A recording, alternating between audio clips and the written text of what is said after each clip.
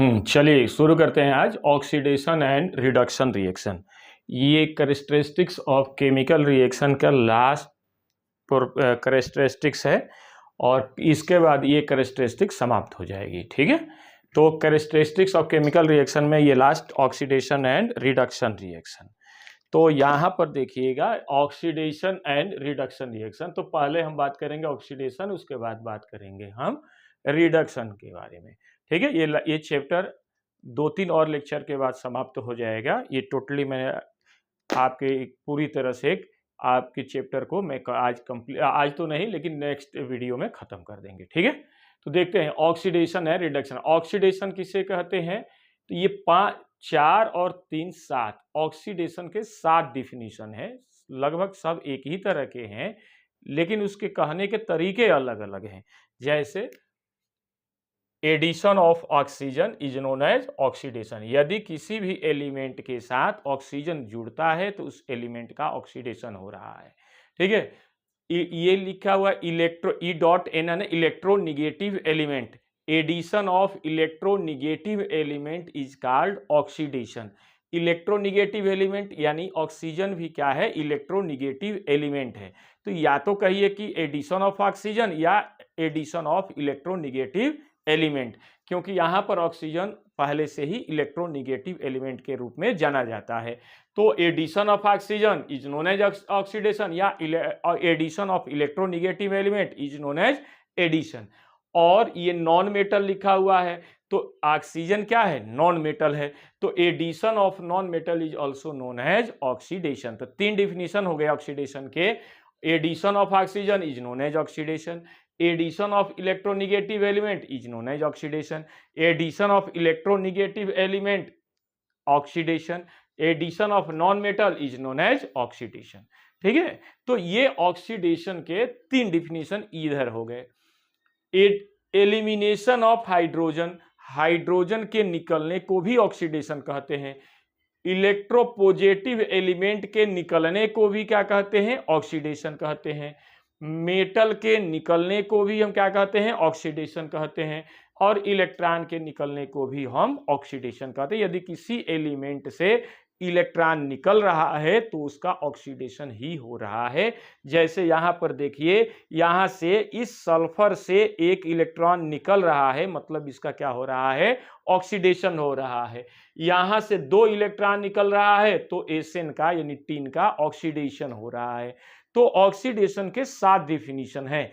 ऐसे देखा जाए तो केवल इसी से ज्यादा डिफिनीशन क्लियर होते हैं कि ऑक्सीजन के जुड़ने को हम ऑक्सीडेशन कहते हैं। आपके सिलेबस में यही है, लेकिन यदि अलग अलग तरीके से आपके इक्वेशन में दिए गए हैं तो हम 7 डिफिनीशन की सहायता से ऑक्सीडेशन, किसका ऑक्सीडेशन हो रहा है, किसका रिडक्शन हो रहा है, हम पता कर सकते हैं। ठीक है, अच्छा, रिडक्शन किसे कहते हैं?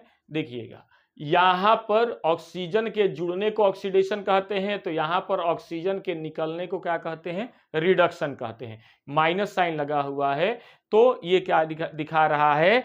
एलिमिनेशन यानी निकलना। तो या removal of oxygen is known as reduction, removal of electronegative element is known as reduction, removal of non metal is known as reduction. उसके सपोज चलिएगा, यहां पर देखिए removal of hydrogen is known as oxidation, तो यहां पर addition of hydrogen is known as reduction, addition of electropositive element reduction, addition of metal reduction, addition of electron is known as reduction. ठीक है, reduction के भी 7 definition और oxidation के भी 7 डिफिनीशन। जैसा इक्वेशन दिया गया है हम उसी के अकॉर्डिंग जो है इसका जो इस पर डिफिनीशन का यूज करके हम ऑक्सीडेशन और रिडक्शन पता करेंगे। देखिएगा, oxidation, addition of oxygen, ORR electronegative element, ORR non metal are called oxidation. यानी ऑक्सीजन के जुड़ने को ऑक्सीडेशन या इलेक्ट्रोनिगेटिव एलिमेंट के जुड़ने को ऑक्सीडेशन या नॉन मेटल के जुड़ने को क्या कह देते हैं? ऑक्सीडेशन कहते हैं। ठीक है, क्लियर ना? हाँ, उसके बाद देखिए, रिमूवल ऑफ हाइड्रोजन या इलेक्ट्रोपॉजिटिव एलिमेंट या मेटल या इलेक्ट्रॉन इज कॉल्ड ऑक्सीडेशन। जैसा ये लिखा बना हुआ है उसी तरह से हमने डिफिनीशन एज इट इज बना के लिख दिया है। ठीक है, रिडक्शन किसे कहते हैं? Addition of hydrogen OR are electronegative element or metal or electron is called reduction। यानी हाइड्रोजन के जुड़ने को रिडक्शन, इलेक्ट्रो पॉजिटिव एलिमेंट के जुड़ने को एडिशन, मेटल के जुड़ने को रिडक्शन और इलेक्ट्रॉन के जुड़ने को भी क्या कह देते हैं, रिडक्शन कहते हैं। ठीक है, रिमूवल ऑफ ऑक्सीजन यार electronegative element or non metal is called reduction. तो ऑक्सीजन निकल रहा है, इलेक्ट्रोनिगेटिव एलिमेंट निकल रहा है या नॉन मेटल निकल रहा है तो उसको हम क्या कह देते हैं, रिडक्शन कहते हैं। रिमूवल, यहां पर देखिए ऑक्सीडेशन का ये एग्जांपल है और ये जो है रिडक्शन का है। एसिन यानी टीन है, इस पर +2 चार्ज है, 2 इलेक्ट्रॉन निकल गया, कितना हो गया, +4 चार्ज। आगे बात करेंगे, इस सल्फर पर -2 चार्ज है, 1 इलेक्ट्रॉन निकल गया तो केवल एक ही निगेटिव चार्ज बच गया। रिडक्शन में ध्यान रखिएगा, ऑक्सीडेशन में और in oxidation positive charge increase है, निगेटिव चार्ज डिक्रीज है। ये बड़ी इंपॉर्टेंट लाइन है कि जब ऑक्सीडेशन होता है तो पॉजिटिव चार्ज क्या हो जाता है, इंक्रीज कर जाता है, +2 से क्या हो गया, +4 हो गया। ऑक्सीडेशन होगा, निगेटिव चार्ज क्या होता है, घटता है, यानी -2 से क्या हो गया, -1 हो गया। ठीक है, रिडक्शन में देखिएगा, रिडक्शन में पॉजिटिव चार्ज घटता है, निगेटिव चार्ज बढ़ता है। तो यहां पर पॉजिटिव चार्ज +3 से क्या हो गया, +2 रिड्यूस हो गया, 1 इलेक्ट्रॉन लिया। तो यहां पर 1 इलेक्ट्रॉन लिया ऑक्सीजन तो -1 चार्ज था, क्या हो गया, -2, तो ये क्या हो गया, रिडक्शन हो गया। ठीक है, जैसे एक और एग्जांपल देखते हैं कि ऑक्सीडेशन, मान लीजिए कि ये एलिमेंट है A और इससे क्या हो गया, ऑक्सीजन जुड़ गया, क्या बन गया, AO2। तो AO2 एलिमेंट है एक, मान लिया हमने कि एक एलिमेंट है, ऑक्सीजन जुड़ गया तो क्या बन गया, AO2। तो A का क्या हो गया, ऑक्सीडेशन हो गया। क्यों ऑक्सीडेशन हो गया, क्योंकि ऑक्सीजन इसके साथ जुड़ गया। ठीक है, क्लियर। यहां पर देखिएगा, ऑक्सीडाइजिंग एजेंट और रिड्यूसिंग एजेंट।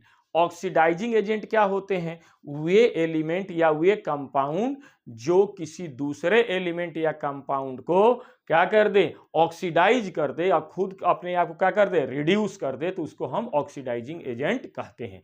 दूसरे ऑक्सीडाइजिंग एजेंट मतलब दूसरे को ऑक्सीडाइज कर दे, खुद को क्या कर ले, रिड्यूस करता है। दूसरे को ऑक्सीडाइज करेगा तो उसका पॉजिटिव चार्ज बढ़ जाएगा और खुद को रिड्यूस कर रहा है मतलब कि उसका पॉजिटिव चार्ज घट रहा है।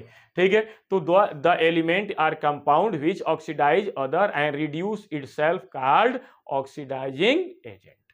ठीक है, रिड्यूसिंग एजेंट क्या होते हैं, वे एलिमेंट या वे कंपाउंड जो दूसरे को रिड्यूस कर दे और खुद को क्या कर ले, और खुद को क्या कर ले, ऑक्सीडाइज कर ले, तो उसको क्या कहते हैं, रिड्यूसिंग एजेंट। यानी वे एलिमेंट या वे कंपाउंड जो दूसरे को रिड्यूस कर दें। दूसरे को रिड्यूस करने से क्या फायदा है, या दूसरे को रिड्यूस करने से क्या होगा, दूसरे को रिड्यूस करेगा तो उसका पॉजिटिव चार्ज घट जाएगा, निगेटिव चार्ज इंक्रीज कर जाएगा।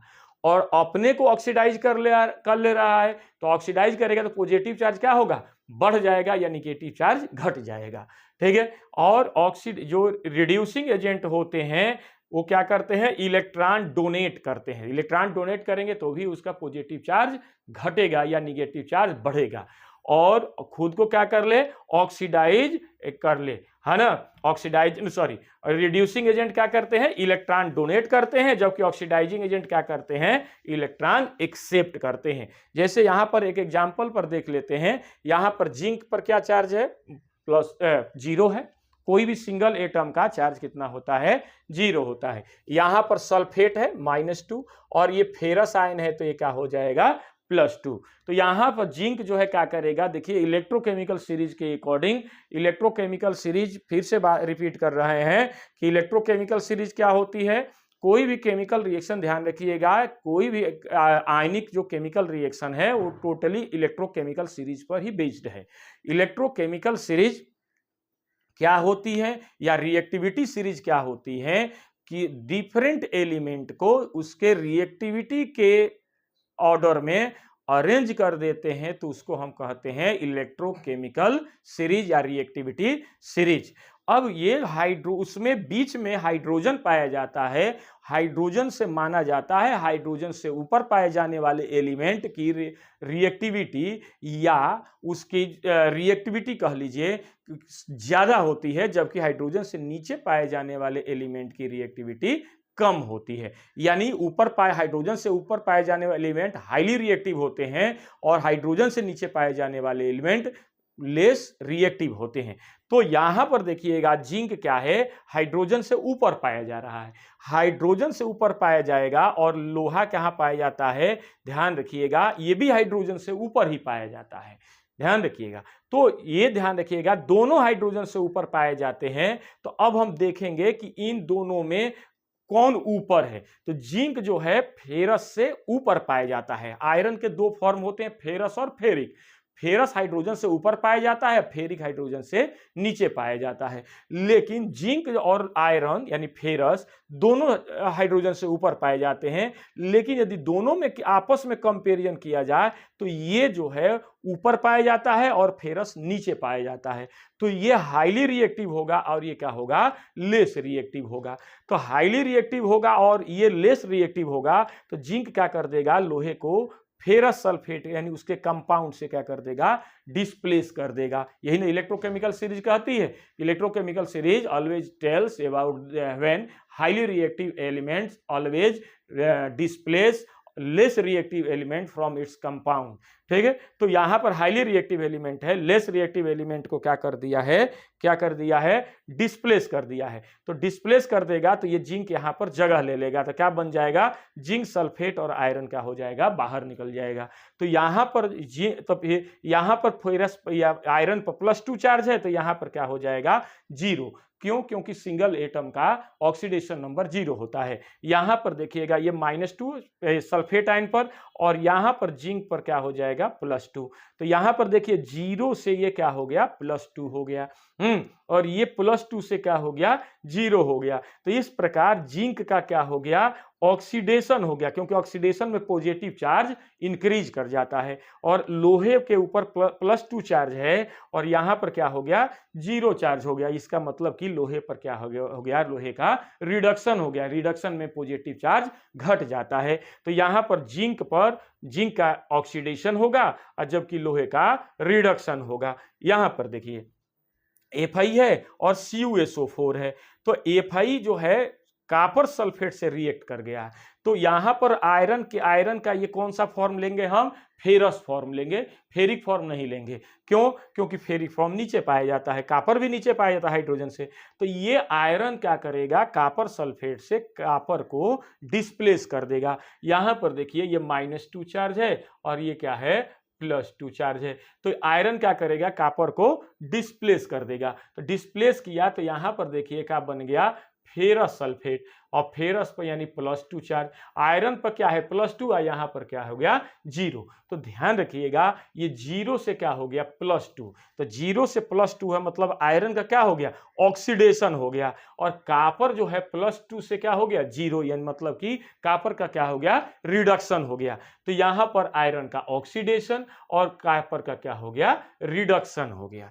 ठीक है, ओके। यहां पर देखिए तीसरा एग्जांपल देखिए, यहां पर है ये प्लम्बस। तो यहां पर जो है लेड के ऊपर क्या है, सिंगल एटम है, तो इस पर जो है 0 चार्ज होगा, क्योंकि इस पर जो है कोई चार्ज, सिंगल एटम का चार्ज क्या होता है, 0 होता है। यहां पर क्या है, -2 है और इस पर क्या है, +2 है। तो यहां पर ये प्लम्बस है, दोनों नीचे पाए जाते हैं। जो है प्लम्बस जो है और कॉपर दोनों हाइड्रोजन से नीचे पाए जाते हैं। तो ये क्या करेगा, चूंकि कॉपर से ये ऊपर पाया जाता है, इसलिए कॉपर को कॉपर सल्फेट से इजीली डिस्प्लेस कर देगा, क्योंकि प्लम्बस जो है कॉपर से हाईली रिएक्टिव होता है। तो ये क्या बन जाएगा, लेड सल्फेट बन जाएगा। यही है, लेड है कह लीजिए या जो है प्लम्बस कहिए। ठीक है, और ये क्या हो जाएगा, ये 0 हो जाएगा। देखिए ये +2 से क्या हो गया, ये 0 हो गया। तो +2 से 0 हो गया, तो ये क्या हो गया, रिडक्शन हो गया। इसका क्या हो गया, ये रिडक्शन हो गया। और ये इसका लेड का क्या हो गया, ऑक्सीडेशन ऑक्सीडेशन हो गया। तो ऑक्सीडेशन में क्या होगा, पॉजिटिव चार्ज क्या हो जाता है, बढ़ता है। तो यहां पर 0 से क्या हो गया, +2 हो गया तो ऑक्सीडेशन हो गया, और यहां +2 से क्या हो गया, 0 हो गया तो इसका क्या हो गया, रिडक्शन हो गया। तो ये है ऑक्सीडेशन और रिडक्शन रिएक्शन। ठीक है, अब देखिएगा रिड्यूसिंग पावर। ठीक है, तो रिड्यूसिंग पावर जो है देखिएगा, ये कुछ एलिमेंट है, इनके रिड्यूसिंग पावर हमने क्या किया, अरेंज कर रहे हैं, उसके जो है घटते हुए क्रम में उसको अरेंज कर रहे हैं। तो जिंक का रिड्यूसिंग पावर सबसे ज्यादा होता है और कॉपर का रिड्यूसिंग पावर सबसे कम होता है। तो ये पहले जिंक होगा, उसके बाद आयरन होगा, उसके बाद लेड, और उसके बाद क्या होगा, कॉपर। ऑक्सीडाइजिंग पावर यदि कुछ एलिमेंट का हम कंपैरिजन करें तो कॉपर का ऑक्सीडाइजिंग पावर सबसे ज्यादा होगा और जिंक का ऑक्सीडाइजिंग पावर सबसे कम होगा। ध्यान रखिएगा, रिड्यूसिंग पावर ऑक्सीडाइजिंग पावर एक दूसरे के अपोजिट होते हैं, है ना। तो जिंक का यहां पर रिड्यूसिंग पावर ज्यादा होता है और कॉपर का रिड्यूसिंग पावर कम होता है।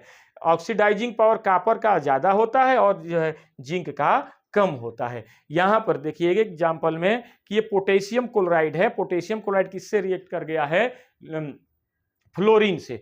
फ्लोरीन किस ग्रुप का एलिमेंट है, 17वें ग्रुप का एलिमेंट है। और 17वें ग्रुप को क्या कहते हैं, हाइलोजन ग्रुप कहते हैं, क्योंकि ये और क्या कहते हैं, साल्ट फॉर्मिंग एलिमेंट कहते हैं। और इनके अंदर जो भी एलिमेंट पाए जाते हैं वो हाईली रिएक्टिव होते हैं। ठीक है, तो हाईली इलेक्ट्रोनिगेटिव होते हैं। सब के सब 17वें ग्रुप के जितने भी एलिमेंट है वो निगेटिव चार्ज ही रखते हैं। क्यों, क्योंकि वो इलेक्ट्रॉन लेते हैं। कितने इलेक्ट्रॉन लेते हैं, ओनली 1 इलेक्ट्रॉन लेते हैं। तो यहां पर देखिए ये पोटेशियम क्लोराइड है और ये फ्लोरीन। तो यहां फ्लोरीन पर चार्ज क्या है, 0 है, और यहां क्लोरीन पर -1 और पोटेशियम पर +1। ये फ्लोरीन क्या किया कि पोटेशियम क्लोराइड से क्लोरीन को क्या कर दिया, डिस्प्लेस कर दिया। क्यों डिस्प्लेस कर दिया, क्योंकि इसका जो रिएक्टिविटी पावर जो है ज्यादा होता है क्लोरीन से। तो क्लोरीन को इजीली क्या कर दिया, डिस्प्लेस कर दिया। क्या बन गया, पोटेशियम फ्लोराइड, और क्लोरीन बाहर निकल गया। तो यहां पर क्लोरीन पर क्या चार्ज हो जाएगा, 0, और यहां पर 0 फ्लोरीन था तो यहां पर जो है क्या हो जाएगा, -1, और ये तो ऑलरेडी ये क्या है,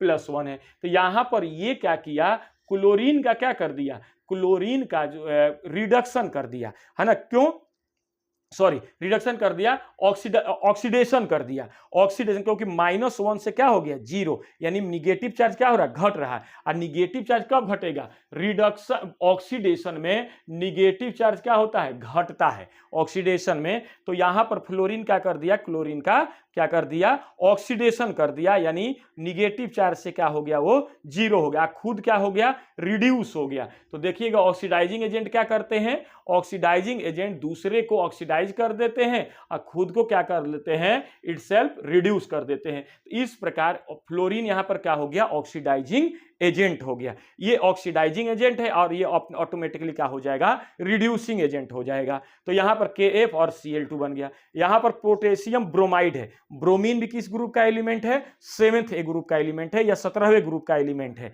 और क्लोरीन भी 17वें ग्रुप का एलिमेंट है। ये दोनों क्या है, इलेक्ट्रोनिगेटिव है। कितने चार्ज रखते हैं, -1 चार्ज रखते हैं। क्यों माइनस चार्ज रखते हैं, क्योंकि एक इलेक्ट्रॉन ये लेते हैं, है ना।